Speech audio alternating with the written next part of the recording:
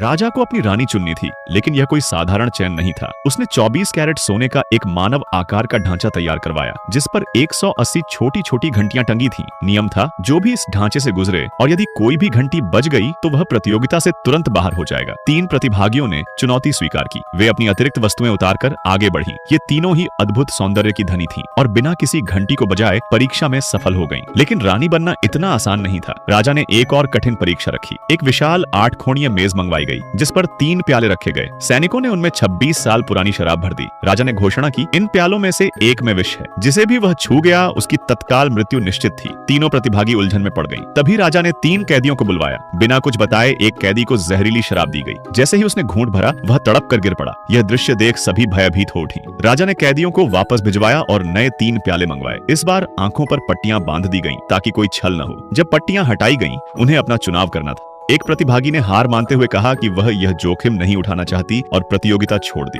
राजा ने उसकी इच्छा स्वीकार की, लेकिन बाकी दोनों के सामने अब बड़ा दांव था। अगर कोई एक भी पीछे हटती तो रानी की उपाधि सीधे दूसरी को मिल जाती। दोनों ने मुकाबला जारी रखने का निर्णय लिया। पहली प्रतिभागी ने साहस दिखाते हुए बिना झिझक प्याला उठाया और पी गई। वह सुरक्षित रही। दूसरी हड़बड़ा गई। उसके सामने 2 प्याले बचे थे, लेकिन भय से वह निर्णय नहीं ले पा रही थी। आखिरकार उसने एक प्याला उठाया, पर पिछले दृश्य याद आते ही उसे वापस रख दिया। तभी पहली प्रतिभागी ने आगे बढ़कर दूसरा प्याला भी पी लिया, फिर भी सुरक्षित रही। लोग दंग रह गए जब उसने तीसरा प्याला भी उठा लिया और उसे भी पी गई। सबको लगा वह पागल हो गई है, लेकिन वह पूरी तरह सुरक्षित थी। सच्चाई तब सामने आई, राजा ने किसी भी प्याले में विष मिलाया ही नहीं था। ये केवल एक परीक्षा थी, ये परखने के लिए कि असली साहस और बुद्धिमानी किसमें है। इस तरह उस प्रतिभागी ने अपने अद्वितीय सौंदर्य और असीम साहस के बल पर रानी का स्थान प्राप्त कर लिया।